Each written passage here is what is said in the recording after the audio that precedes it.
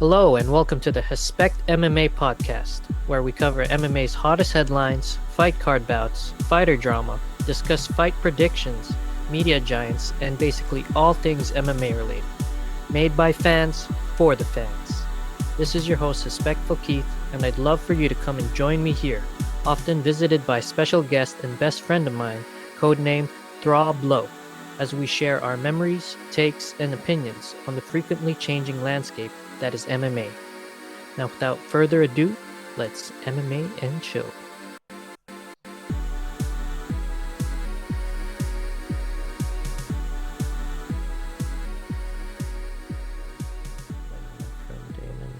He's running a little late, but he should be here soon. Okay. How's that sound? Yeah, I could still hear you. Yeah, I can hear you. Yeah, no, you're good now. Now you're full volume. Okay. All right, So, cool. So this is it's not like a Zoom call, right? So there's no, just audio? Yeah, just audio. My thing is just audio. Kind of shy. I don't know if I'll ever go video. All good. I just want to know how it works. Yeah. All right. So... Allowed to swear in this thing, or you got to watch your language? Not that no, yeah. No, whatever, let her right? fly. Yeah, no. Whatever, right? Okay. Just doing our thing. Yeah. Hold on, just pulling up some stuff here. Preparation. Okay. Goes the evening. Hey, good. Just ate and just relaxing. Nice. All right. All right, good stuff. Yeah. So welcome, Sandro. This is the Hespect MMA pod. Doing good. Yes, my name's Keith, Hespectful Keith. Yeah, you could just call me Keith. But yeah, anyways, this is episode 19. Welcome to episode 19. Yeah. Here we are, waiting on Rob Lowe to come in. Yeah. Sandro here is actually my boss and my friend from shipping at work. I work at a door distribution warehouse called Doorcom. How long you been there, Sandro? Well, industry forever. I've been there for 3 years, I guess. Off. Sorry, I'm kind of cutting out there. How many years? Like I said, in this incarnation, I've been there like 3 years. Okay. Nice. A little tidbit that I wanted to share. Okay, as I say, we worked together and we found. Oh, sorry. Go ahead. We worked together and we found out we both had commonality and combat sports. Yeah, that's true. Yeah, and you're a former high school wrestler, right? Yeah. And what was that high school you wrestled out of? It was a school called Toronto Secondary. At Lansdowne College, in inner city. So. Yeah, I said it's not there anymore, though, right? No, it's some kind of Yeah, we're going back a long way, so it's become board of administrative building or something to that. Last time I was there. Quite well. Mm-hmm. Is there any way you could speak a little? I'm not sure if it's the connection or the headset, but it's kind of like cutting out sometimes here and there. Okay. A little better? Still kind of choppy. I can try my Bluetooth and I'll turn off my Bluetooth. See what this is. You were fine with me though.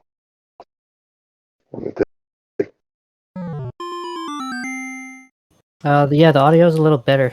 It does seem still a little choppy though, but we can try and make do for now. Okay. Let's see what happens. So what year again was that again that you wrestled? Way back. They're in the 1980s. Oh wow. Yeah, It must have been a really different look back then.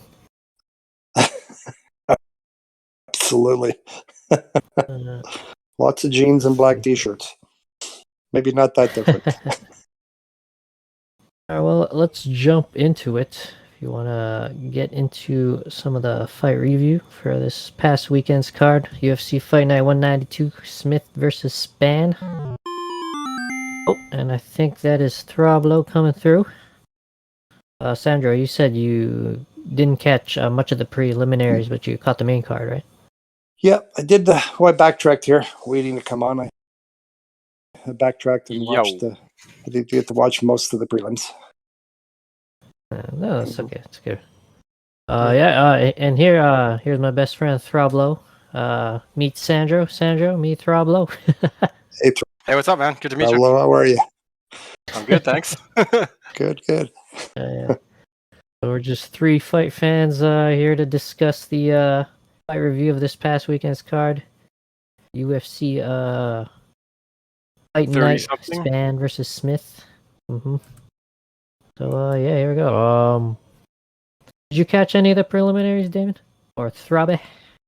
No, we started watching immediately on the main card. Okay, I well didn't get maybe a we chance just to backtrack. glaze over it then. Yeah, that's all good. I just wanted to give shout outs to like Carlston Harris. Apparently he got a TKO and within 3 minutes of round one on the prelims. That one's probably a good one to watch. Okay. And then Mm-hmm. there was wanted to quickly go over the one of the prelims fights with Rong Zhu or Zhou versus Okay. Brandon Jenkins. Now Brandon Jenkins, it was a lightweight bout. He came in on weight 155 and a half.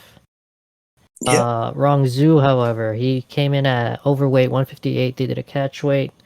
Brandon Jenkins agreed to go on forward with the bout, and then he got TKO'd in the third round after being quite dominated. Now, me and Throb here, we know that Sandro, you have experience with cutting weight as a wrestler, and you know Yeah. how much of a difference is that? Like, is his Um, opponent going to be a lot more fresher than him when he comes in? no, absolutely. But I mean, cutting once you get down to everybody cuts weight, but when you get down to the last little bit, that's the difference, right? That's the hardest. I mean, and the lighter you are, the harder it is to lose weight.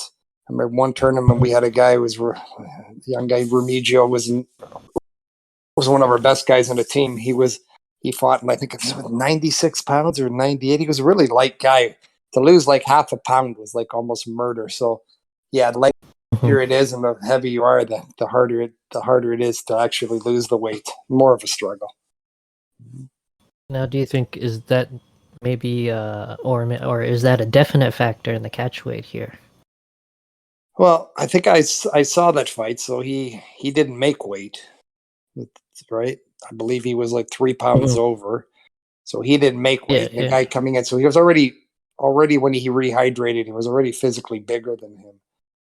So that he obviously didn't have to. I'm not sure that the guy who came in how much he had to lose. He didn't. He probably didn't have to. It looked like it's almost his natural weight, but uh, he didn't. Like I said, he actually put up a fairly decent fight in the first round. A lot of leg kicks. Looked like he might do something, but then he was just dominated from there. Yeah, wrongs you took over. You didn't see that one, Throbby? No. No, I kind of glossed some things earlier today. I think just watching a replay now. Yeah, he won the first two rounds, right? And then in the third, for some reason, it just kind of got derailed. Like, what's your opinion on the weight debate? Like, if someone's overweight, should he even be agreed to, even if the opponent says, "Hey, yeah, it's okay, let's go," or should we Well, just like stop this? Because apparently, there's a high percentage of the situations where the opponent who came in overweight ends up being the winner. Like, I Yeah. think it's like way over 50% of the time. Yeah. I mean, there's weight but classes for a reason, right? I mean, I don't know. I've never been big on them, being fined their purse for missing weight. Yeah, 30%. Yeah, that's a big chunk of your change. I think maybe, if you miss weight and your opponent agrees, maybe you're fighting for a no contest instead of a win. You keep the fight going or something like that. But because even if he's the one who missed weight, there's no reason why one guy should lose 30% of his paycheck, right? That's a huge chunk. Mm-hmm. And then if the guy who agrees to it, he can get a win, right? Or he's losing on a no contest. Well, I imagine that would halt a lot of those fights. People would rather not fight for a no contest, right? Who's gonna fight a fight they can't win? Well, I don't know. I think when you commit to a weight, I mean, that's your obligation as a professional to make it. That's completely on. That does. I mean, there's no reason to miss weight. There's no reason to miss weight these days, right? So, I mean, it happens, but it shouldn't. So, there's 30%. That was 155, right? Yeah, it was supposed to be 155, but okay, yeah, I was going to say, there's always moving up, but that 15-pound jump specifically is huge. Yeah, from 155 to 170. Yeah, it's very hard for people to have success going between those two lately. Yeah. Yeah, no. Just when you're cutting the weight, you have to deplete your body. All these guys are depleting themselves. Nobody fights at their real weights. It's I mean, even when I was wrestling, I'd walk around the 175, and I'd wrestled 141, 148. That's wow. That was my it was my career, right? But we didn't back then. I didn't there was no science to it. You didn't really know. You just sort of these guys lose weight really quick, like in a short period of time, get it done, and rehydrate real fast. Whereas it seems now some of them would even use IVs. Yeah, oh no, for sure. And I spent like your whole season just trying to peak at that one day where you'd step on a scale, be that weight, and then go back. But that's tough that way when you draw it out for a long time. You're better off, I think. Just you 2 weeks, 3 weeks, whatever, get the weight done. Obviously, you don't want to be like 40 pounds over or something crazy, but you want to be. You don't want to have to do it like long and slow because then you're always a little bit weak. What's your opinion on Rumble being a light heavyweight who used to cut down to welterweight? Like apparently he has liver problems now, and he's actually not looking too good health wise at the moment. Yeah, I think Throb, you were texting me about that. Yeah, I'm not sure if it's exactly liver problems. He didn't say, but just the way he worded it, right? Hopefully, I'll see you in 2020. Yeah, 2022 or whatnot. And the fact that as big as he is, man, he's a huge dude, right? Naturally huge. So for him to have made 170, that's crazy. I'd be curious to see where he did his weight cut. Like if he did it through the UFC center, because it's pretty scientific, and I'm sure they test and everything. I mean, back in my day, people. I mean, it's not uncommon for people having like serious injuries because you'd just throw a garbage. If you got close to tournament time, you'd throw a garbage bag on and a sweater, and you just keep jogging until you sweat it all out. Like that's very unhealthy. But that's just what almost everybody who's wrestled. Maybe it's changed now, but in the past, everybody wrestled did the garbage bag trick. It was just what everybody did. So if maybe he did it on his own, I don't know, because I would imagine at their testing center, they would be testing. They would be monitoring his blood levels, everything, all the way through. I think that was a while ago. Bellator now, yeah. Yeah. So he moved there a while ago, but yeah, it's true. Like whatever might team have been like 2012 after him. I can't remember last time he fought at 170. It had to be a long. Oh yeah, that was a long time ago. Yeah, that was when he was still young. You could do it easier when you're younger. Oh, that's for sure. Could you imagine cutting weight now, Sandro? Well, that's the thing, though. I know if I wanted to. That's the thing about if you're an ex-wrestler, if you really had to make weight, you could do it. Okay, nice. You could like the mindset. You could backtrack and do it, but do you want to suffer? That's the question. Yeah. Good stuff. Let's shoot into the main card there. So first fight, Joaquin Buckley. God dang, Numensa He gets his Oh, yeah. KO of Antonio Arroyo in round 3. You guys catch that one? Yeah, he's definitely turning into, a name to look out for every time you see him on the card. Because win or lose, it's fireworks.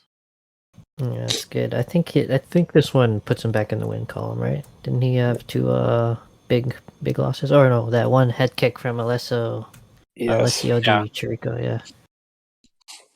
So he came back from that one. Sometimes when a guy makes a spectacular, like he made that spectacular kick and knocked, like fell down like that spinning back kick. Spinning back kick. That was sometimes people do that and they can't follow it up. So impressive. He looked good. Mm-hmm. Unfortunately, that guy he KO'd with that spinning kick, he fought on this card and he was KO'd again in the first round. Impa Kasaganai or something. So he's falling on hard times there. Sorry. Oh, yeah. Sorry to that guy. All due respect. But yeah. Sure Buckley, you not guys to hold on to the kick. Hopefully got knocked out differently. You guys see the egg shake bump on Joaquin Buckley's head though? Oh, yeah, I think it was from that new. Yeah, that was a pretty spectacular hematoma. It was huge. You don't see those often. How do you even heal one of those things? Do you ice it down, right? That'd be my guess, and probably press it down. Like when you get a lot of old technologies, when you have like a bump like that, you kind of press it back down. So I'm not sure if that's the same thing. But smaller ones, Well, you kind of have to. If you have a smaller little bump that happens, you kind of want to push it back in. Encourage it to go back. I have no idea on the giant hematoma like that because that was pretty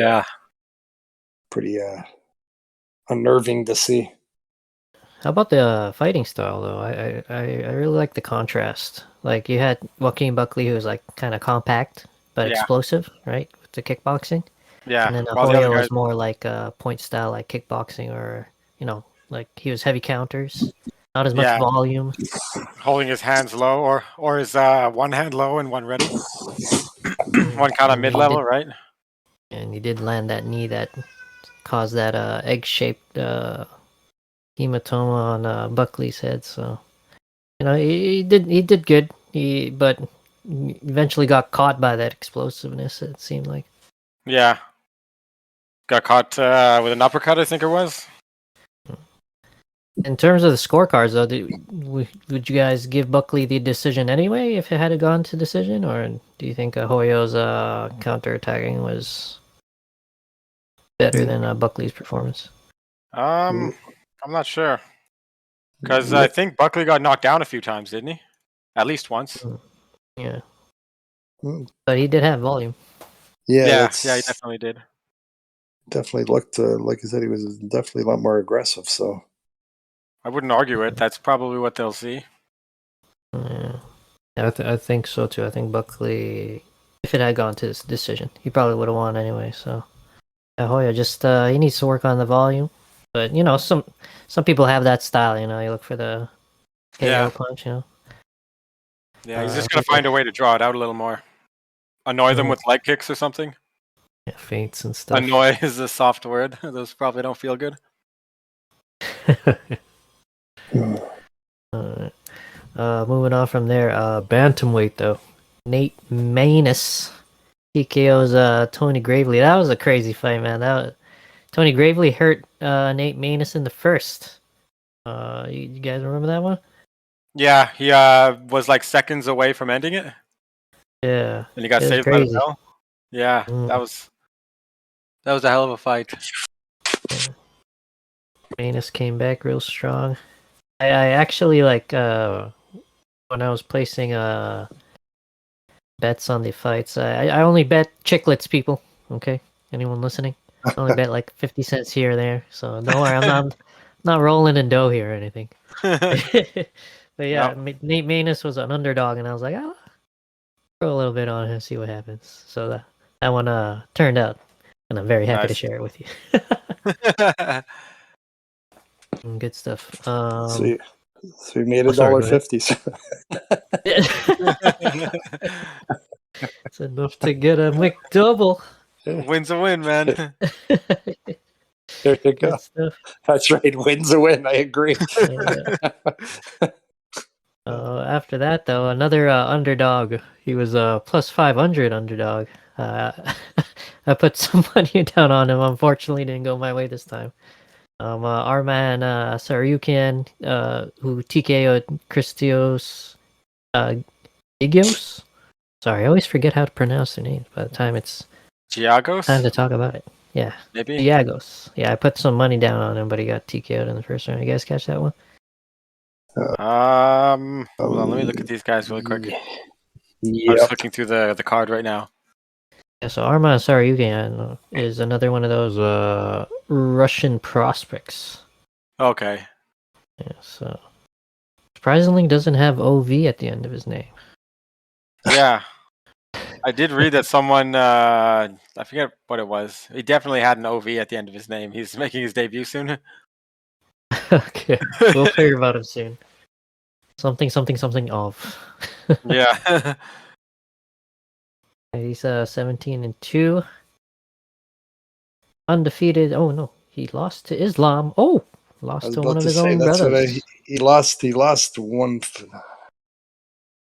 Yeah, to Islam, exactly. Yeah, that was his debut in 2019. 4-0 since then. 4-1 in total in the UFC. 17-2 overall. Never been submitted. One knockout. His main thing it's his wrestling, right? Mm-hmm.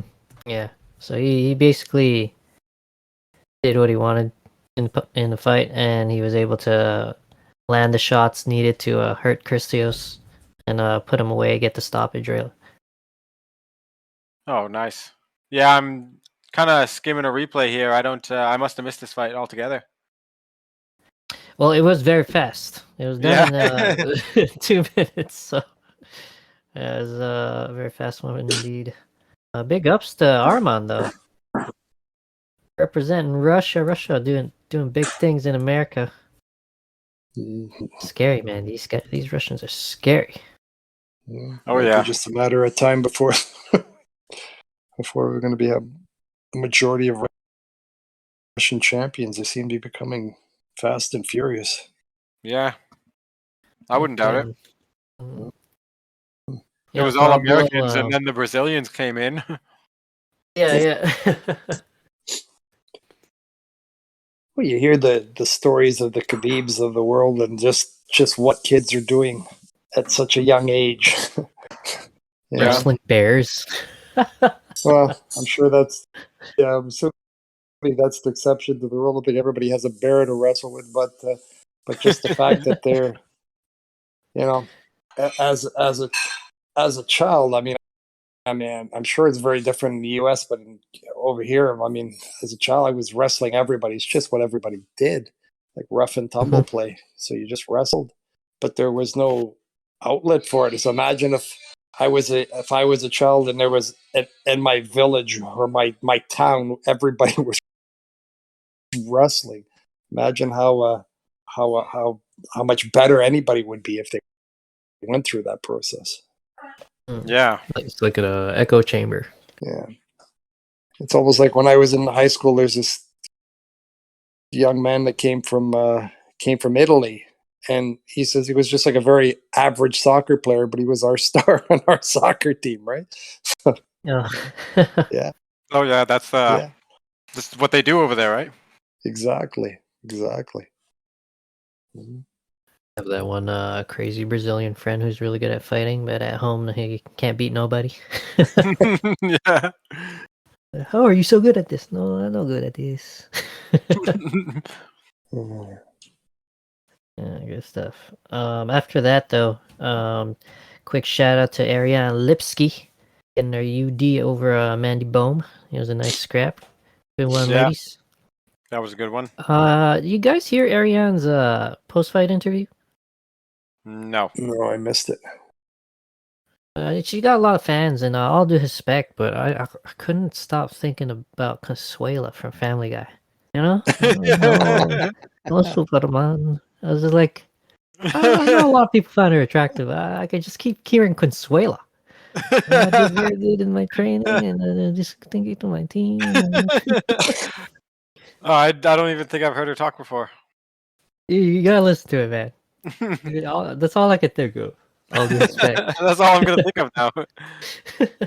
Well, I think in that fight in the first 30 seconds, the German girl was in trouble. Like her specialty was striking. And it was just such a noticeable difference in their abilities. So it's like, oh, you're gonna have a long night. You know? It's like being Yeah, no called a doubt. monster in Germany. I don't think is the same thing as maybe earning that nickname Yeah. over here. Mm-hmm. Yeah, sometimes being nickname's tough monster. is just that much more pain you're gonna suffer if you're being outstruck, right? If you can't get him Oh, down or anything else like that. yeah, no, for her, just her hand speed and just the technical, the way she was throwing her punches were just crisper. So it's like, if you when you're both standing up and that's your specialty and you're getting out Yeah. punched right away, it's going to be a long night. It was Yeah. too. Yeah, 30-27 across the board. Just yeah. yeah, she was pounded. She got hit a lot. That's got to be the downer to like the whole competitive mano a mano, right? It's when you take that hard L where even when you gave your best, it was just like not enough compared to the Yeah. other person. Yeah, well, I believe if I remember right, she was like with what is it, American Top Team. I mean, she was with one of the elite gyms. So Lipsky or Bohm? Lifsky, the Brazilian, right? Okay, yeah. I would figure that she was clearly the more technical on the feet. Yeah. It's a lot Yeah. you can notice the major performance when a fighter just joins the UFC or their early career versus when they finally start training at the Apex facility and everything like that, when they make a Oh, jump to one of exactly. those big camps. Yeah. Maybe that's the hope. If somebody watches her and sees they like what they see, it's like, okay, we can work with this. Then who knows? But if she's gonna stay where she is, I mean, that's a lot of improvement you have to do. Yeah. Yeah, and it Yeah, limits that's your equipment and your options for training partners. yeah, it's something I actually wanted to ask you guys about. So you got someone like Connor who's like really big on loyalty, right? Cody Garbrandt, really big on loyalty. Is it Okay. actually holding them back from evolving? Because they're big on loyalty and they're like, hey, if we're gonna figure this out, we're gonna figure this out here, as opposed to maybe getting a new look at a gym. Like, where do you sit on that side of the argument? I I believe it. I mean, Like loyalty over like moving to a new gym, getting a new look? if you just had like a faceless fighter with no physical defining features, all the Team Alpha Male guys would be interchangeable. They all have the same fighting style. They all come in big and heavy with the hands, right? Yeah, they're Some of them are, scrambly, like yeah, Dominic some of them are says. better Dominic Cruz. at this and that than each other slightly, but generally speaking, they all fight the same. And Okay, True. while that's a okay. good thing, they produce champions. I mean, champion. Almost champions. Yeah. But yeah, like I think there's definitely like it's to a certain point. I think because like if you don't let anyone new just come into your gym, like here and there, or you don't let your guys train anywhere else, that's like you're limiting the variety, the options. And it may also go like maybe certain gyms can bring you as far as they can, and then you need to, there's all kinds of guys that break away, and some of them come back worse than they were, and some guys come back better. I mean, sometimes, and there's personalities. I mean, like everybody's different. Some guys need to be yelled at. Some guys need to be coddled. I mean, everybody's got their own. Some people have like too much ego. Some people have there's enormously talented people that don't even realize they're talented, or they like the psychological game. So I guess you use the gym as far as you can, and then on a case by case basis, have to make a decision whether you need to go somewhere else. I mean, a lot of guys, they get trained by their fathers, and what happens when you have to fire your father? He has to step aside, right? That's not a difficult or not an easy situation. I think we discussed sure. it's boxing where Roy Jones Jr. His early career was ruined by his father. I mean, he was fighting in carnivals and tents because his father didn't want to sign with a big promotion. He thought he could do it better and keep more of the money. Oh wow, I didn't even know that. Yeah, It's crazy. Yeah, the whole story with Roy Jones and having to leave the lion's den and find his own pride and stuff. Okay. Wow. Good stuff. Good stuff. So when it comes to Conor, do you guys think Conor's holding himself back from evolving, or do you think he has a personality to see past what he's doing wrong and change for the better as a martial artist? I don't know. I think at this point he's with that bad injury, that leg injury. I mean, I just recently, I mean, not far back, a year and a half ago, I broke my leg. So, I mean, not nearly as severe as he did. And it's like, wow, I can't imagine. I don't see how he could be. Like, he's got to be compromised. There's no way the leg can stand up to that. To walk and run and do stuff maybe, but to throw a hard leg kick with a compromised leg, I don't know if that's possible. Yeah, can't do it again. Well, it doesn't matter how elite a person you are, a fighter you are, you'd still, your bones are bones, right? Who like state the case of someone, Weidman, whoever, who snapped their leg in half, that's going to come back and be better than they were before. Because at this point, he's got to be better. Everybody knows what they're going. You know, Conor has to be better than he was if he's going to win fights. Yeah. Mm-hmm. Yeah, and he really hasn't. He's added singular attacks to his game, but generally speaking, it's the same thing every time, right? So he really, he basically got figured out. It's like Anthony Pettis, right? Exactly. People figured out, don't let him keep his distance, right? Don't let him keep you at his range, right? Once you disturb that, people started realizing you just got to pressure him.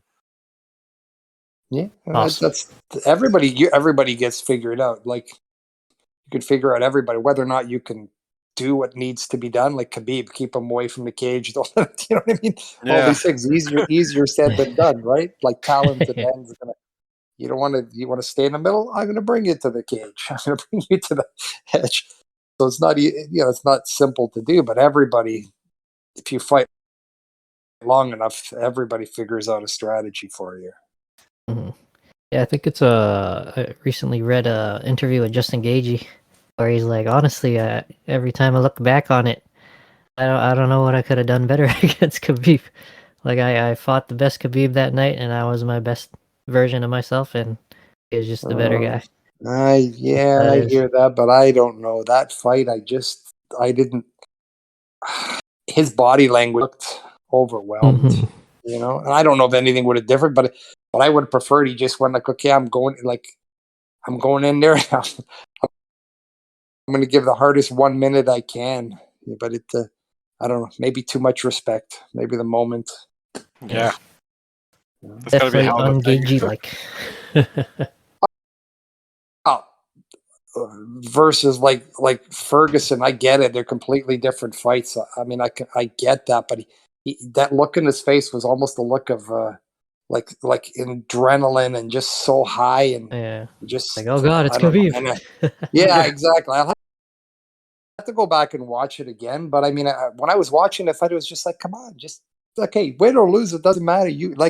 I thought Gagey had nothing to lose in that fight, like nothing, like. Should have been loose as could be because it's Khabib, right? You're expected. And Khabib did respect his power in the beginning. Maybe it's a figment in my imagination. I have to go back and watch it again. I just know I was disappointed. I just thought his attitude was like he was I don't want to use the word scared. That's the wrong one. He was too respectful, maybe. Yeah. We know he can wrestle. He can do everything. Try it. Yeah, I tripped out when I watched that because my stream it froze up during the fight, and then like the next frame was Justin comforting Khabib, and I was like, oh my god, did Justin get Khabib? Khabib lose!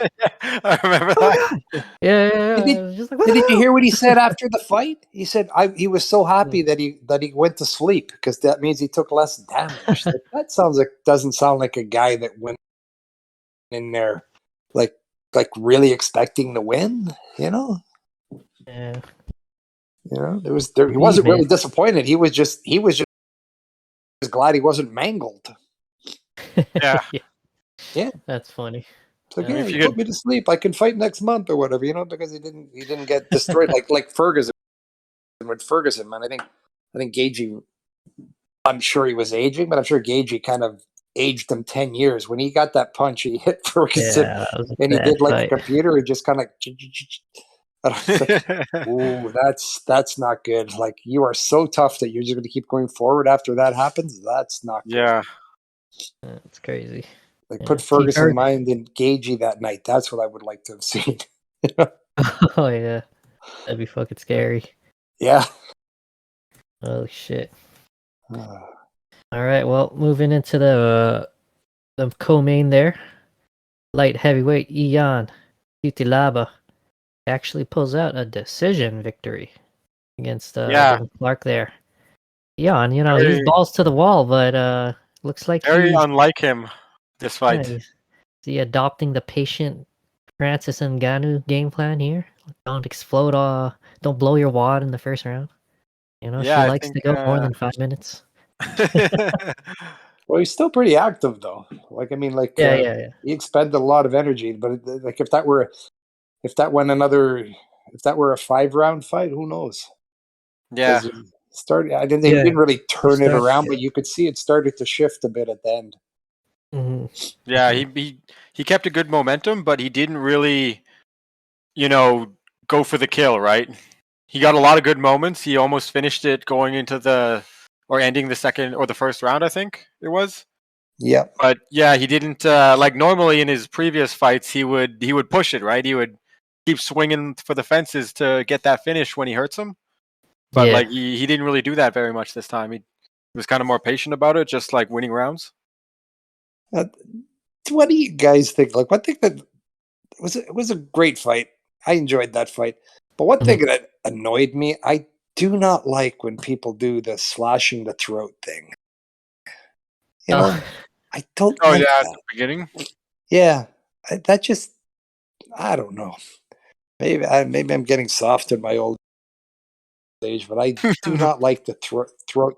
And at the end, he's like he was. I don't know if he was just relieved to win or like they did the Yeah. typical respectful thing that fighters do when they're done. So I was like, you know what? If I was gonna do the throat slash thing, I think I'd have to hate your guts for real. I don't know. Like, I know you need theatrics, but I just find that just a little step too far. I don't. Hey, it is Yeah. what it is. They're not fighting them, so it's obviously they're perfectly okay with it. But I can't say as I'm comfortable with that kind of motion. Yeah, for me, Eon, he's actually not. I don't think he's too far removed from like the same personality as what's his freaking name, Sean Strickland. I think he's a functioning psychopath. I think they're just like two fighters that happen to land in the right job, and thank God they're not doing something else because they probably be in Yeah. jail or something.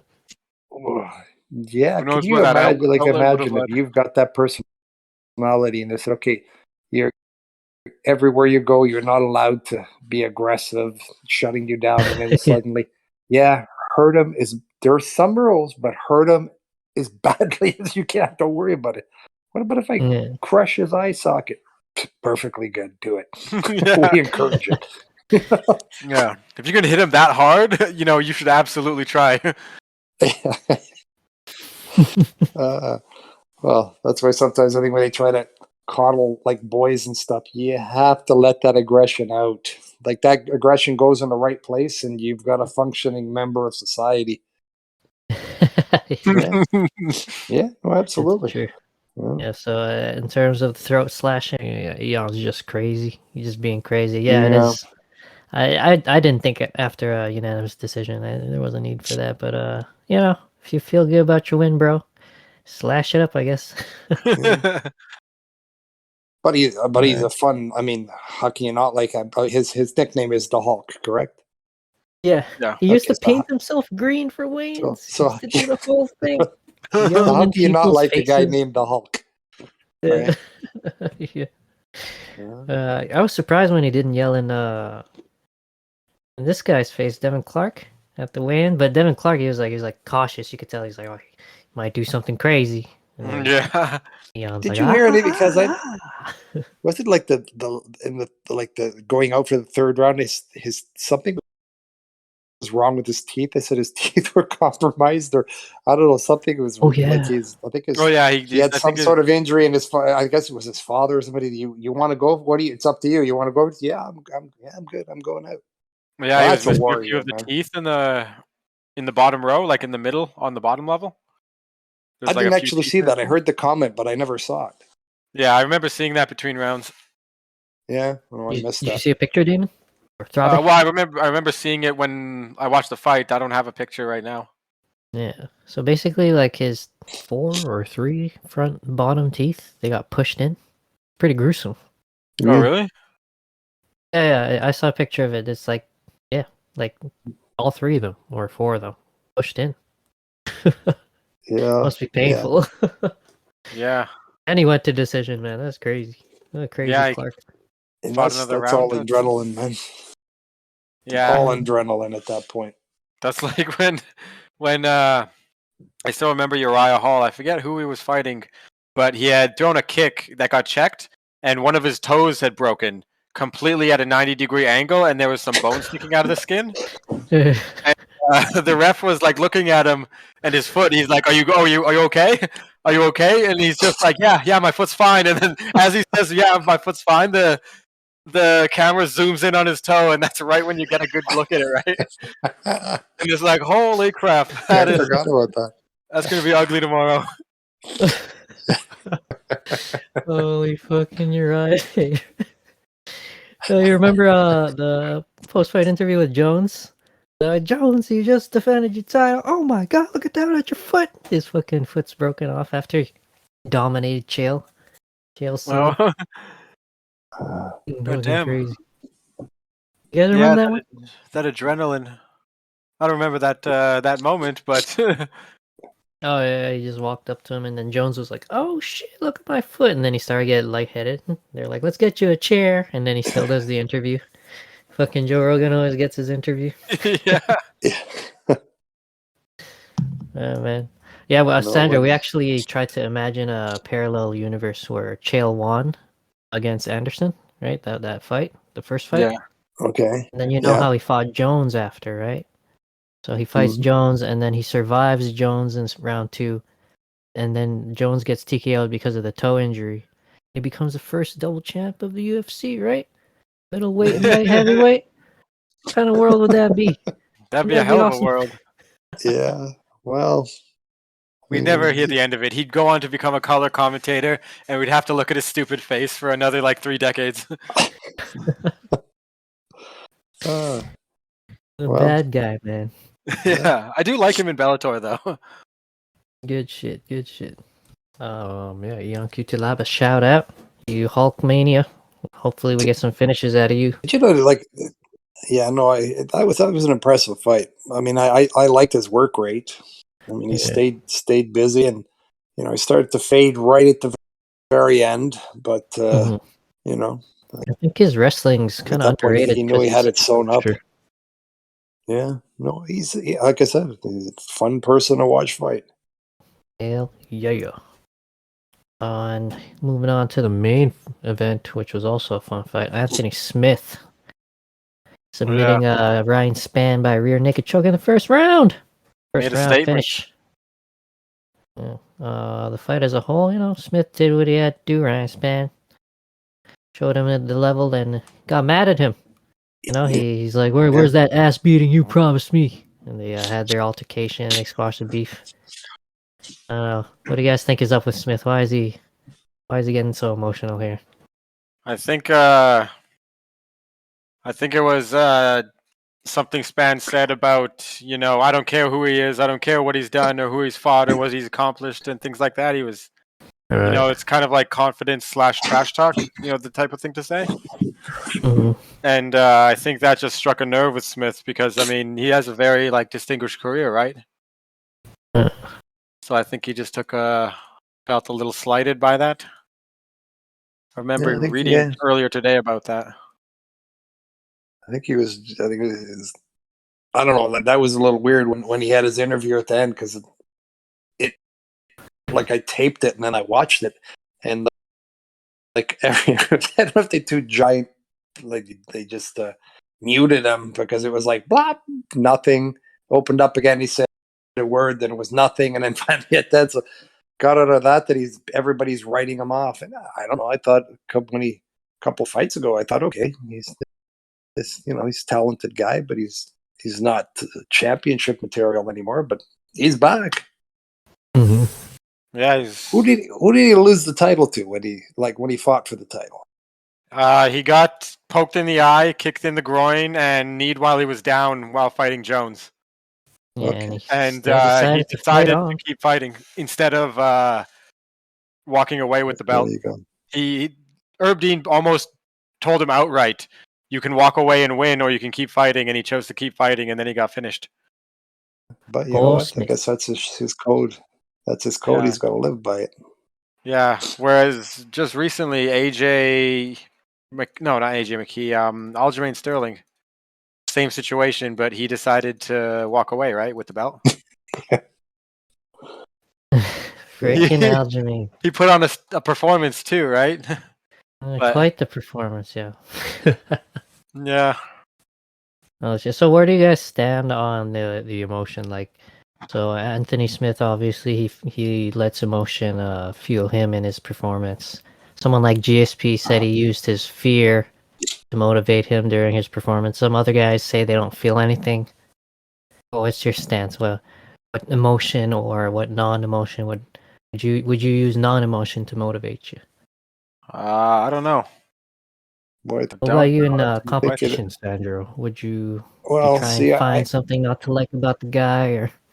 See, if I kind of really wish if I was back when I was wrestling, I'd like to go back and just because my thing was I don't know, you just didn't want to be embarrassed. It was a weird thing. Instead of sometimes you put your focus on the wrong aspect. So if I would go back, I'd just go back and just kind of just enjoy it more. And I loved it. Don't get me wrong, I loved it. But the competitions, I mean, when you won a match, it was like a relief more than anything, right? So I think was a weakness of mine. My brain wouldn't let me just go out there, go hard, and then whatever happens happens. Because now the UFC is taught everybody loses, right?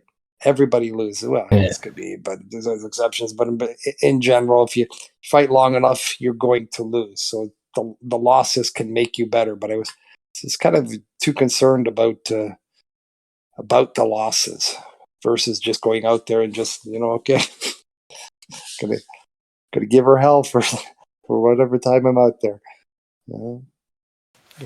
Good shit. All right, well, we'll bring that to a close. That the review there of Smith versus Spann, and move into doing a little preview of this weekend's UFC 266. Alexander Volkanovski finally fighting against Brian T. City Ortega on September 25, 2021. Yeah, let's jump into it.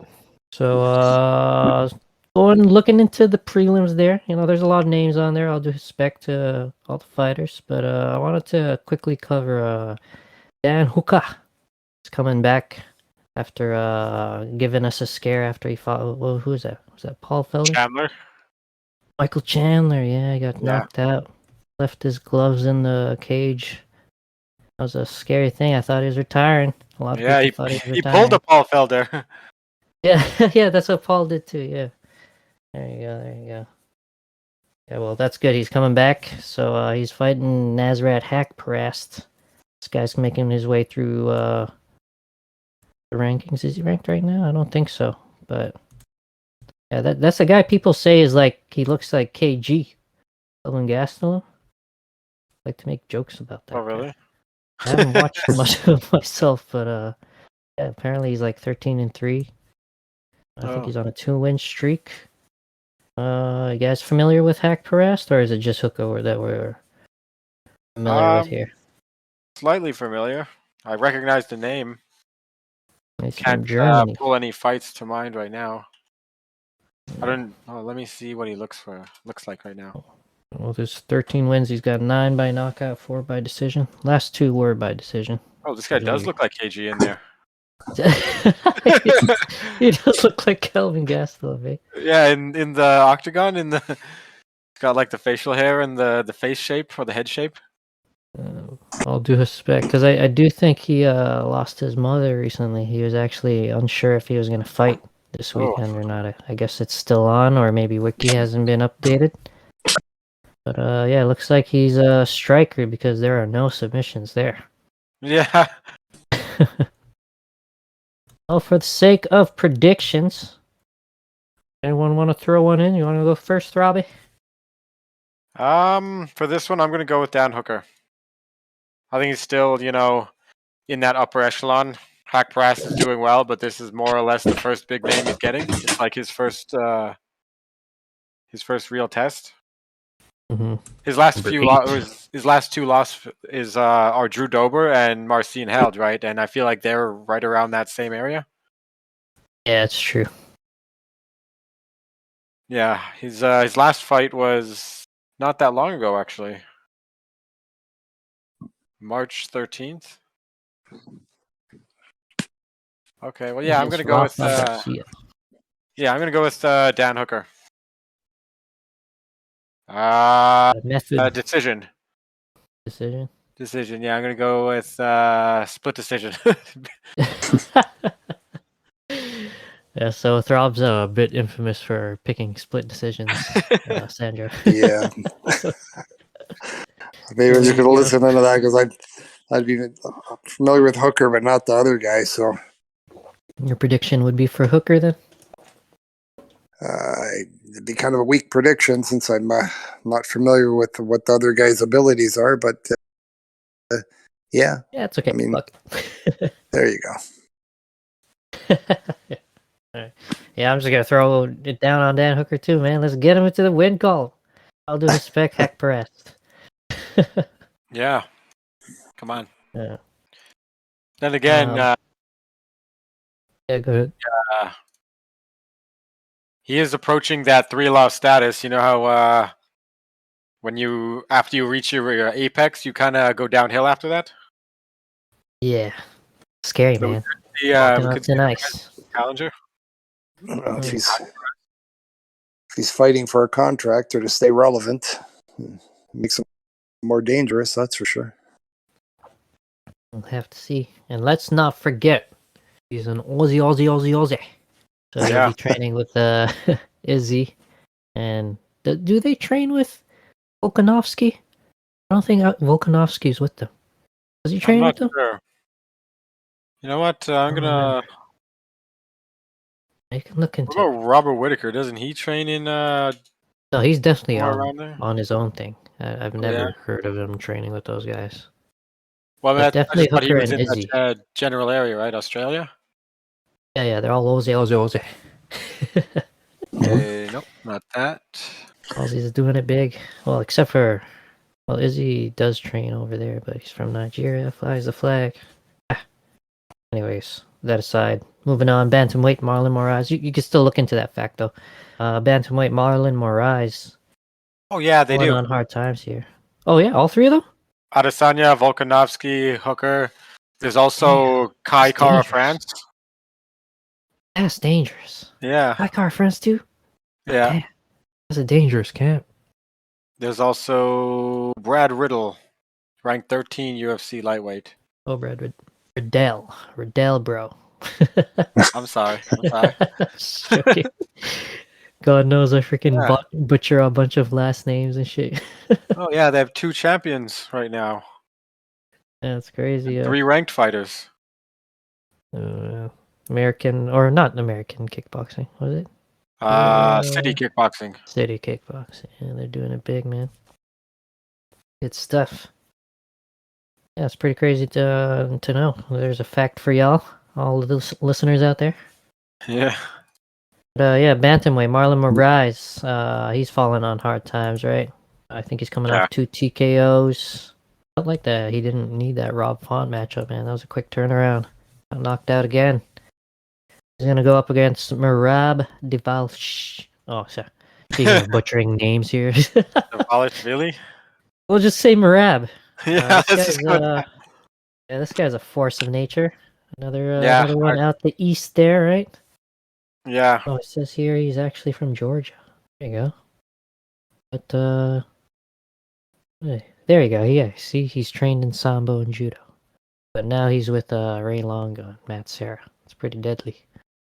Oh yeah. Anyways, this guy's on a 6-win streak, so Jesus Christ. Yeah, I've been actually keeping an eye on this guy specifically because I remember he delivered Brad Katona his first loss.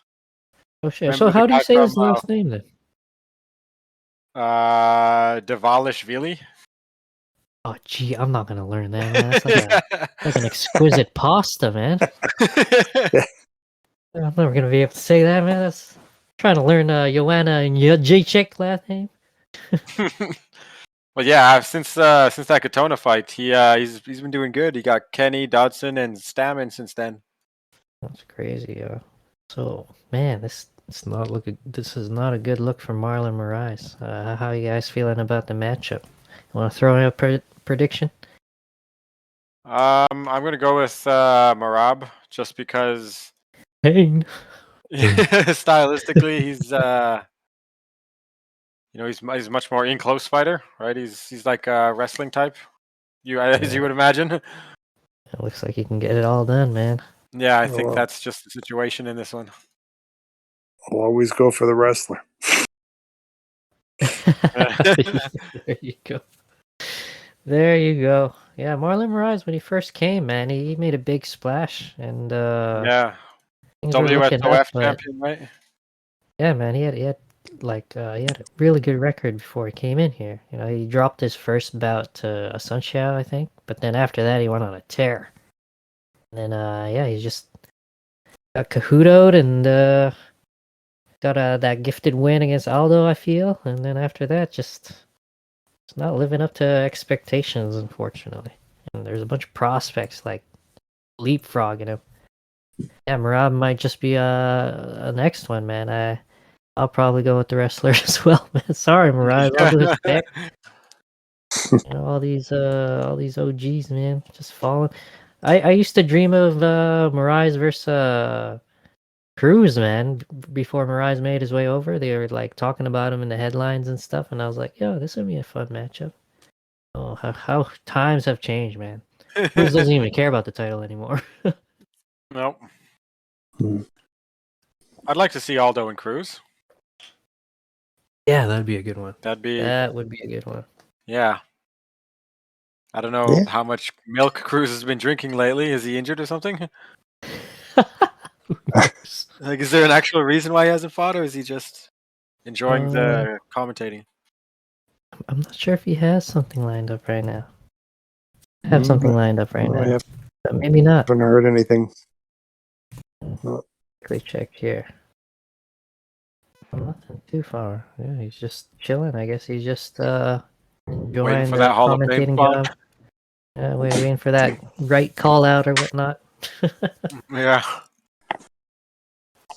Anyways, let's jump into the main card there. Moving into the first bout, women's flyweight.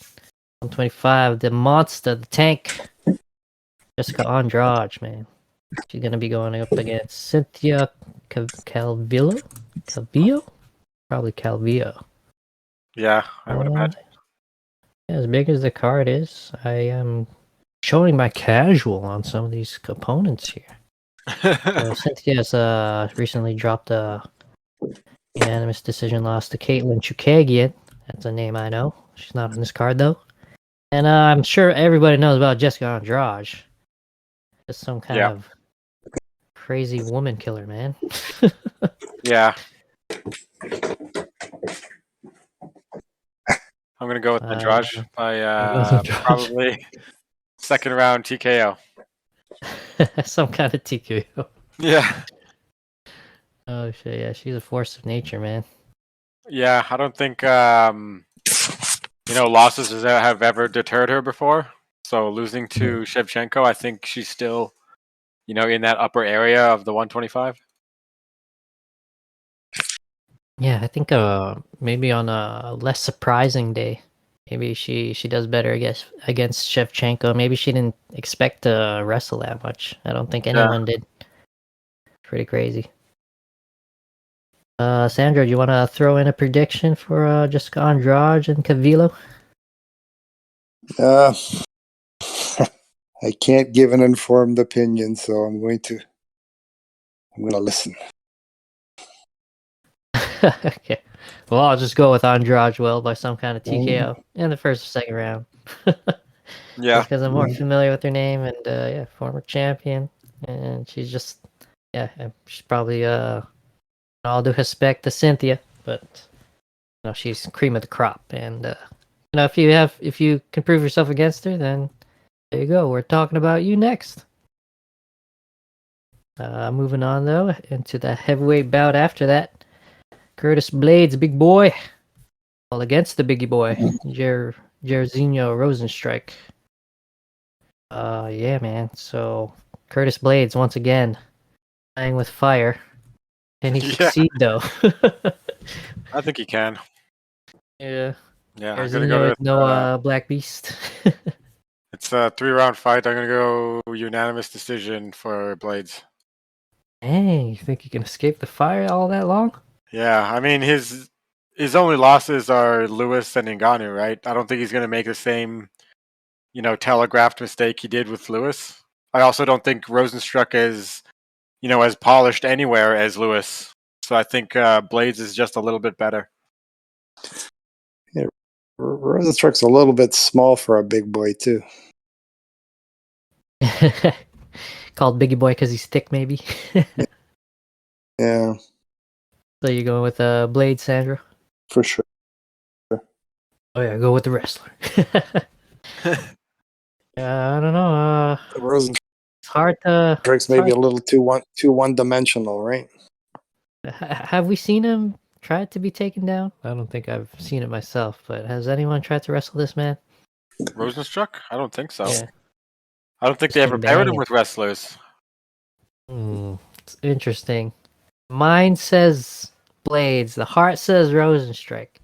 Just because it's hard to see that performance against Lewis and not think that Rozenstruik had a light bulb over his head. Oh, maybe I can. That's his whole game plan for the fight. Maybe I can get him. Yeah. Well, you know what? I'll just go against the grain here then. I'll just go Rozenstruik. But I'll say knockout first round, second round, maybe. We'll see. That's how he's going to win. If he's going to win, he's going to connect. Yeah. Good stuff.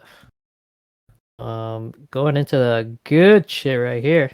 Welterweights. Finally, Nick Diaz returns. Wait a minute. How the hell is Robbie Lawler older than Nick Diaz? He's definitely older in fight years now too, man. God, I did not know that. I thought it was the other way around. I thought Diaz was a year older than him. Okay, well, I just learned something new. So they fought in April of 2004. It is now September 2021. Jesus. So that's 17 years?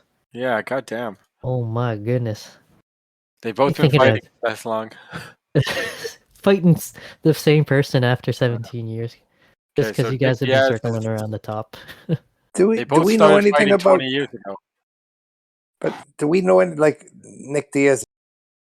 Has he fought in any other promotions? Like, has he done anything recently at all? Like, No, just stay Nothing, active. right?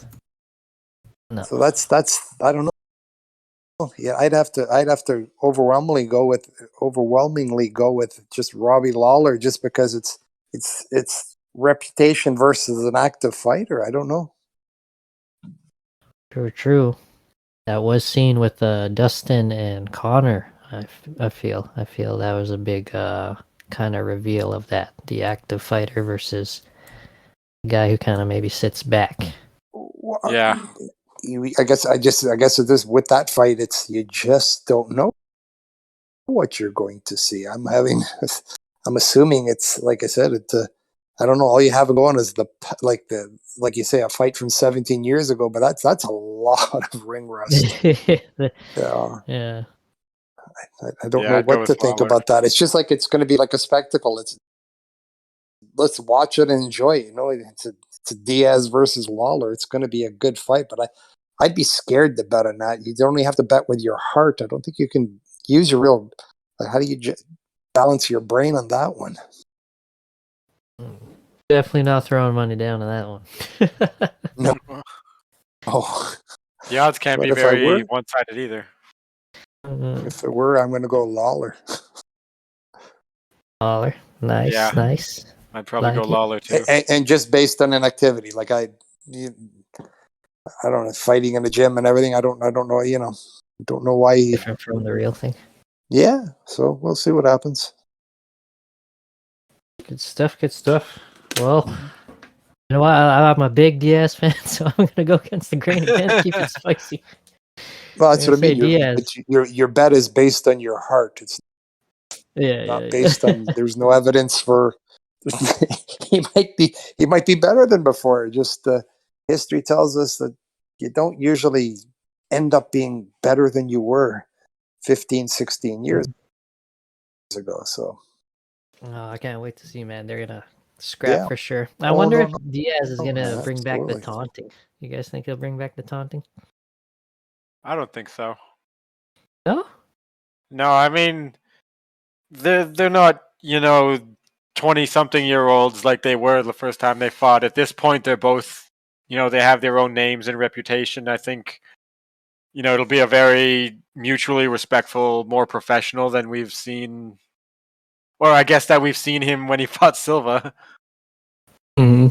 But yeah, I don't know. I don't see any reason to think they both haven't, grown to the point where it's like mutual respect. So they just come in and do the fight. I mean, I wouldn't be surprised, but I think that's kind of the way I'm leaning.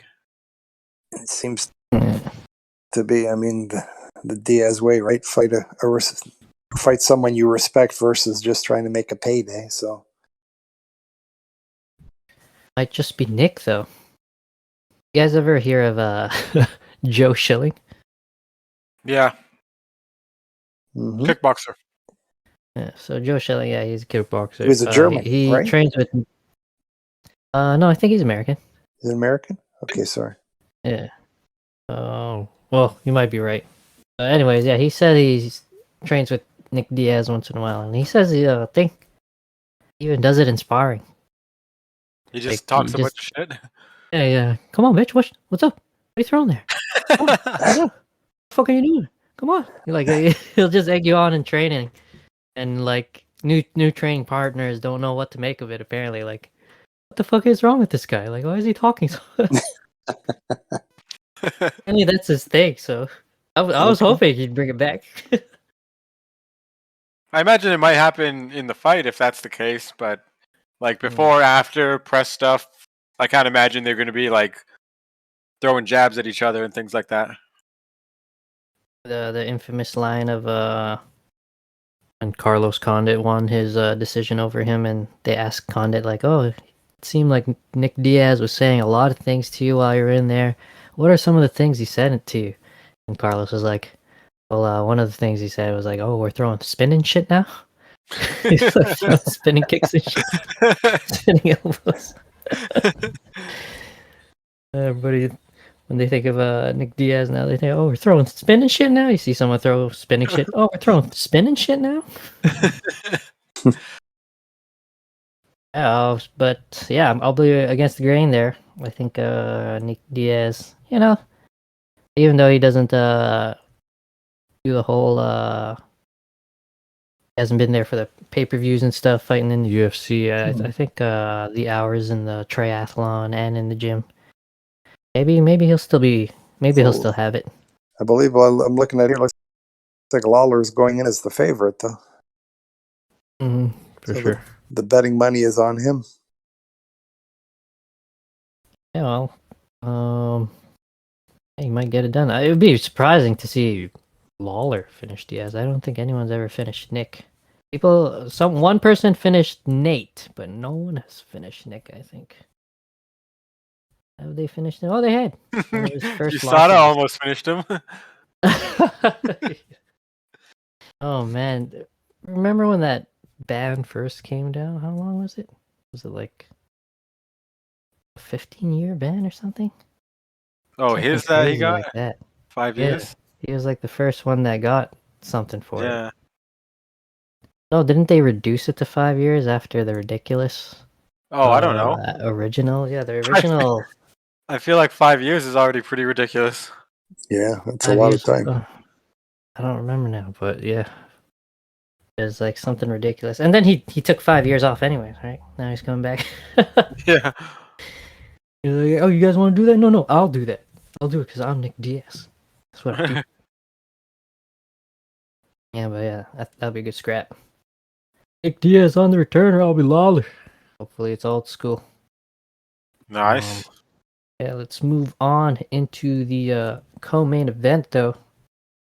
Women's Flyweight Championship and champion Valentina Shevchenko, the Bullet. She's going against Lauren Murphy. Apparently the most winningest flyweight of the division right now. That's the storyline they're going with. He's got the longest winning streak. He's got the longest winning streak in the division right now. All due respect to Lauren Murphy, but yeah, I don't. Yeah. No, I think you put your 50 cents on that, or your dollar on that. I'll win 13, right? If lightning strikes, you're gonna do really well. Oh, you mean I'll put it on Murphy? Oh yeah, on Murphy. Yeah, I'm not gonna make any money off Valentina. No, definitely not. What is the difference in the odds right now? I didn't check. She's a them plus recently. 750. Lauren Murphy's plus 750. Shevchenko minus 1250. I think the worst one was on the night she fought Jennifer Maya. They showed on live TV that she was like a minus or a plus 2,000 underdog. Oh yeah, horrible.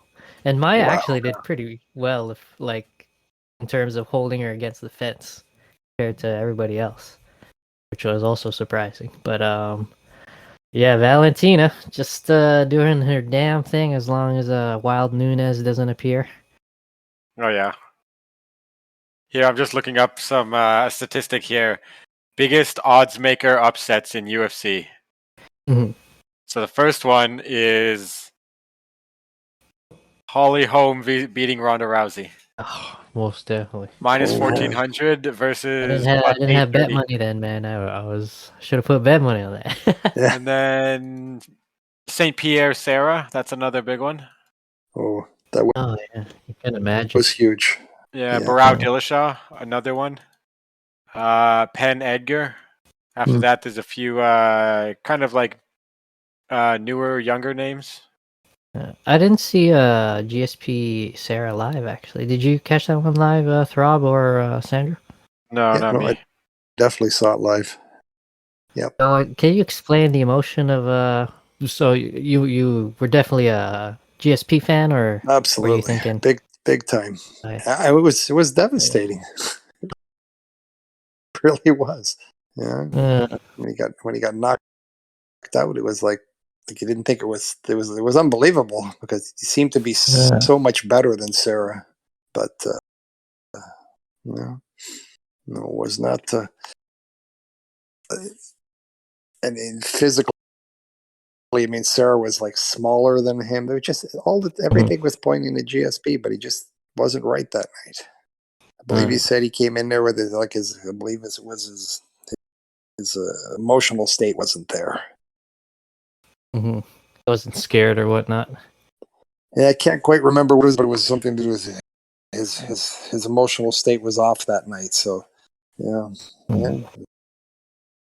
But that's the beauty of combat sports. Everybody has a chance. Mm-hmm. That's why I enjoy throwing 50 cents on people like Lauren Murphy once in a while. No, Good luck, champ. for sure. You got this. Yeah, everything's obvious after the fight. You just never know, right? But although that's a bit of a stretch, I would think. But Yeah, so predictions are, I guess, in, right? Shevchenko all the way. All three of us here. Basically. I don't. Yeah. I'm gonna go ahead and guess like third round TKO. So how do you guys feel about a trilogy fight with Amanda Nunes? How do you guys feel about their second fight? Are we tired of this? Nunes got her 2 wins. Let's leave it alone. Or Yeah. where do you guys sit on the fence with that one? I kind of want Nunes to retire sooner than later. Oh yeah. Like she's literally just so good that it's gotten boring. You know, it's like that guy who always picks odd job when you're playing fucking GoldenEye. Oh yeah, the short guy. Yeah. That's hilarious. Like, yeah, she's absolutely the greatest female fighter, right? Mm. But at the same time, I mean, how exciting is 115 now that it's no longer just Joanna at the top? Mhm. And Yeah, I mean, that's I true. think it's just kind of how many times does Amanda want to keep fighting? And I So just you don't think know. the trilogy, like, there's no use? Like, no, not interested. Yeah, I mean, at this point, you know, Amanda Nunes is entering that age, right? Where towards your mid late 30s, that's where you start to notice a decline in most fighters. Mhm. So I don't know. I think Shevchenko could have a very good chance at getting it back if they do a third one. I mean, they're the same age, but going back and forth between two divisions and things like that—that's a lot of work. Yeah, because Amanda would definitely have to cut again to bantamweight. I think that's where her next No, fight isn't it? Amanda. Yeah, Kenya. Well, she's the double champ. Yeah, and she's actually defending her belts. So that's all good. I think DC is the only other champ the double champ that did that, where they went and defended the Cejudo. belts. Oh, Cejudo, yeah, there you Yeah. go. Did he defend both division belts, or? Yeah, he did. Oh, okay, nice. So, yeah, some real double champs right there. Yeah. What about you, Sandra? Would you entertain a trilogy, or do you think it's kind of like, okay, I'm settled, like I'm well, satisfied with what I've seen? if they put it out there, I'd definitely watch. But what's the reason to think there'd be a difference? You know, Yeah. what's There's a lot of fans that back it. They feel like Shevchenko won the second match. They think she got robbed. I Um, I think it. Yeah, like. What's the point? That's a good way to look at it because what if Shevchenko does win? Then that means they have to do a rematch, right? And that means you're log jamming 3 divisions for 2 fighters. And at the same time, how long does it go, right? If she wins one, is that it? And then, you know, she got it back more recently, so that counts for 2? Or does she need to get 2? And when it's even, are they going to settle there or do they go to 5? Like yeah, like at what point is it? Like you already beat her twice. If there's something beyond a trilogy, I haven't seen it. I like it. I like it. You hear that, Valentina fans? Give it up. I agree with both of you. Yeah, I'm not interested, man. Even though I see it in the comments, oh, sure, Valentina was robbed. Nah, man, she got wrestled out. That's what happened. All right, maybe she was turning the tides, standing up, but then Nunes was like, "I got this in my pocket." So, sorry, guys. It's 2-0. Let it go. Exactly. All they, right. Well, Oh, sorry. Go ahead. No, I was gonna say sometimes like because they're both so dominant, you need better talent below so that you can build up a like if suddenly there's an up and coming stud and you're knocking them out. I don't know if you can call a female fighter a stud, but yeah, you build up momentum, right?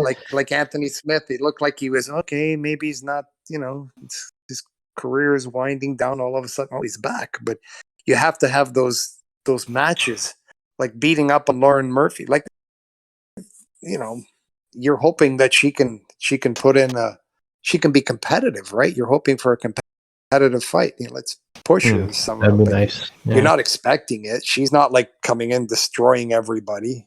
So like there's like a Ronda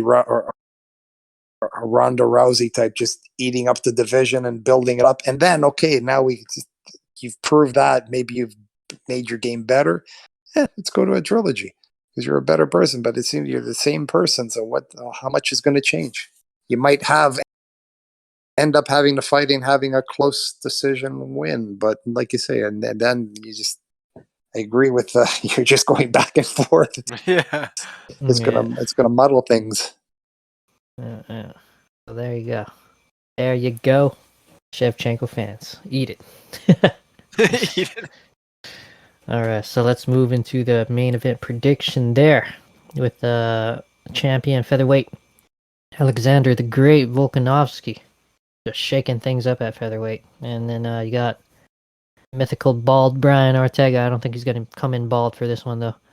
But, we'll see how the weight cut goes. Yeah, we'll see. So you think he did it for the weight cut? That's what I think maybe. He had a lot of hair. Hair has weight, even though it's a tiny little bit. He only needed a tiny little bit, right? That's a funny reason to do it. And then he's like, "Oh no, I'm donating it. I'm donating it." But yeah, freaking this title fight gonna be crazy. Ortega on the return, got that really nice win over TKZ. Kind of like announced I'm back. And yeah, you got Volkanovski, who went through the tough show with him after winning 2 decisions over Max Holloway. Now, I'll do respect to what we were saying earlier about decisions in terms of Valentina and Nunes, but goddamn, Max Holloway was robbed. No, I was joking. Yeah, man. Featherweight's just crazy right now. Holloway, Ortega, Chan Sung Jung, obviously Volkanovski. Yeah. In terms of the fight, how do you guys see this playing out? It's a tough call. Ortega's gotten really good with the striking. Mostly has like a submission game for the earlier stages of his career. Mm-hmm. But like Ortega got outboxed by Max Holloway pretty badly, and then Volkanovski, 2 competitive fights, right? Mm-hmm.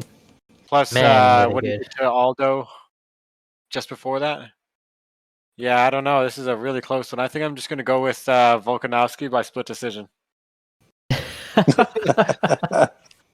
Another controversial split decision. Robert Whittaker, he jokes around a lot. That was one of the things he said. Like a fan asked him, like, "Oh,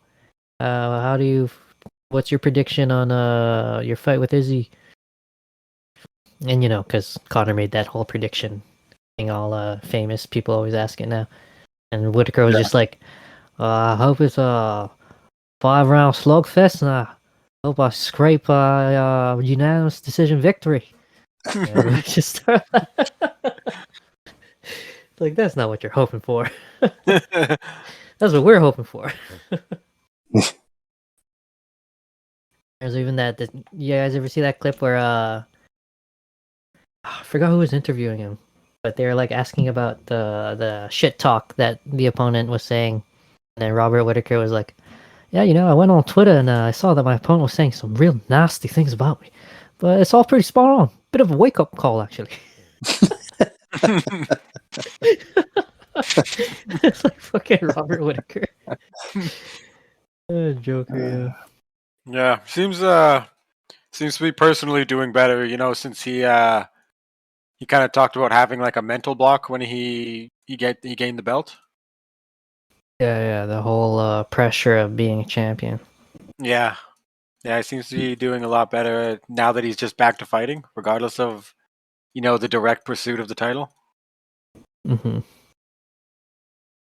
Yeah, even like, damn, he has so many funny press conference moments. Like someone had asked during the Izzy conference, like, "Oh, what do you think about what Izzy's like saying in reply to some of the things you're saying?" And then Robert Whitaker was just like, "What do I think about him?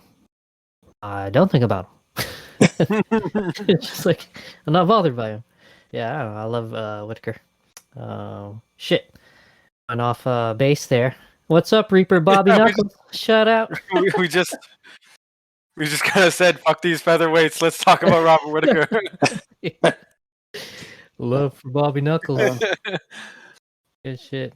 How do you see this fight playing out, Sandro? Alexander Volkanovski. Yeah, I think I'm gonna go with the champ. Yeah, I think he's got the skills to pay the bills. Well, I'm just looking at his stats here, so I think he's. I think I'll go with Volkanovski. It's going to be 5-round fight. Let's go 4th-round knockout. Oh dang! He's gonna find the rhythm. Put an end to Ortega. That's possible. I mean, if he comes from a Holloway camp can do it. that has definitively produced champions, whereas just skimming over Brian Ortega's camp, this Black House, I'm not seeing a lot of like majorly recognized names. That's another one. M camps, man. Right now, the biggest name I'm seeing is Mackenzie Dern, and she's more of a recent prospect hype. Yeah, But then she's again, how still many in names development. are there, right? I don't know every name out there. We'll have to see Styles make fights. Who knows? Maybe Volkanovski engages in wrestling, gets caught up in some kind of T-City BS, man. I don't know. I think T-City might be at that point where he finds out he can knock people out, and he doesn't want to go back. Oh no! He's gonna fall in love with the striking. Yeah. Get that he can strangle men and take their limbs off at any moment if he wants. Yeah. Yeah, but yeah, in terms of the fight, obviously Volkanovski's got great striking, got 2 decisions over Max. Ortega, he's bringing it up. We'll have to see what he can do. All fights start standing. I'm really interested personally to see once they tie up, as Ortega, that'll be a thing. he's larger different, man. too, so Yes. Yeah, that's another thing. He has like leverage and whatnot. Volkanovski, he might, I don't know, we might see him be a little cautious to engage in the clinch. Who knows? Because Ortega, man, once like a snake, man, faster than a snake. Once he's getting on you, if he feels something, he's going for it. I'll never forget when he submitted Cub Swanson, and before Swanson was out or anything, like he was just in so much pain from the squeeze that he was just tapping as he was falling to the ground, and his face was just like, "Oh man, this is worse than maybe anything he's ever felt." I don't know, man. The way he was tapping, just scary. I think you go 10 rounds with Max Holloway. I don't know if Brian Ortega can open up an opportunity like that Max wasn't able to. Not that Max, has that submission game, but I mean, I don't see an advantage for Ortega to get to that point. I don't think Volkanovski's going to go inside. Yeah.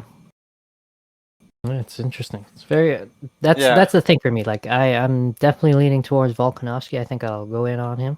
I think maybe I don't know if he'll finish him. Yeah, I think it could definitely happen, right? 25 minutes is a long time, so he could absolutely catch a shot at some point and just knock him to the ground. Or maybe he'll come in with a new wrestling game of some kind, thinking, he's got the jiu-jitsu and the size advantage, so he could bend that to his advantage. Mm-hmm. Yeah, real interesting. Yeah, for me, I want to see what will happen if they tie up. But in terms of predictions, yeah, I'll go with Go with the champ. It would be nice to have Ortega win because then Max would have an open seat for the next contender. That'd be nice. Oh yeah. That'd be a nice timeline universe for everything to go down. Grapevine. Yeah.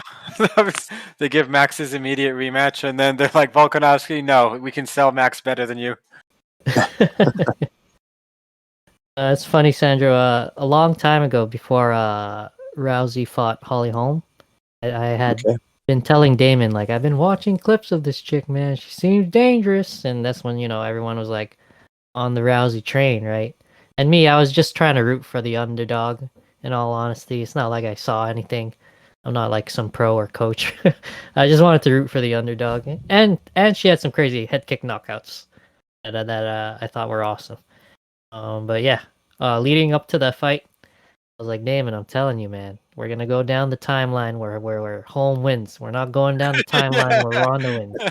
All right, and eventually the night of the fight comes, everything happens, right? Rousey gets head kicked, and we're all freaking out. And then I look at Throb here, and I'm like, Damon, we went down the timeline where home wins, man. I'm telling you, we're here. Buddy, what do you think, man? And he's like, fuck. Yeah, hey, you called it. You called it. That was a That hell was of a bad. thing. I thought they cracked her jaw clean in half when that happened. It was Like, a there's no bad way. kick. Yeah, it was like one of the worst ones. Mm.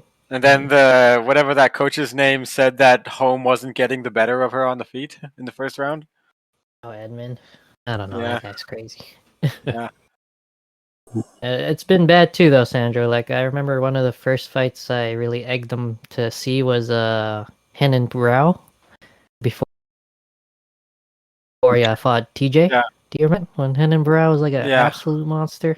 And I was just kept telling my buddies here, I was like, yo, man, Hen and Burrell, this is another sacrament. TJ Dillashaw's going down. You guys gotta watch this guy. And yeah, he just took the worst beating he's ever took in his career ever. Yeah. And I was like, oh fuck, I probably look so stupid, man. Yeah. We did that one time too. Remember when Gus fought Rumble and it didn't go his way? Oh yeah. We were chilling with Damon Morissette for the first time. Remember the tall dude? Mhm. Yeah, we were chilling with him for the first time in a long time, right? And we were hyping up Gus like crazy. We're like, oh yeah, this guy went, 5 rounds, and people say he won against a champ who defended 9 times, and this other guy's just like knocking people's heads off, and we were like hyping up Gus to be like this crazy thing, and he ended up just getting knocked out in like 2.5 minutes. Yeah. Holy fuck, that was bad. Yeah. What about you, Sandra? Do you have any like memories of a bad prediction on your behalf, or maybe any of your buddies' behalf? I was pretty Well, confident Andrade was going to win.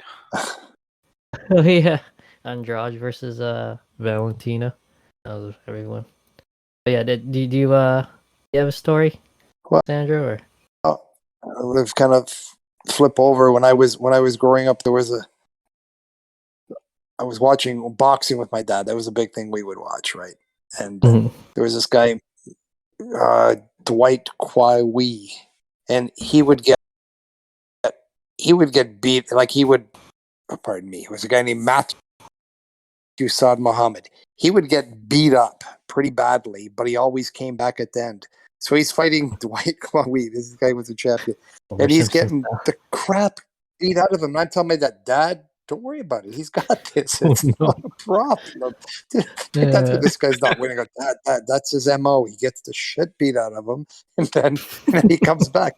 But eventually, after about 4 fights doing that, he just ended up having the shit kicked out of him. no. Eventually, you can't So do did that you kind get of stuff. TKO'd Right? or? Yeah, no, he got crushed at the end. But I swear, up until he actually went down, I was like, this is normal.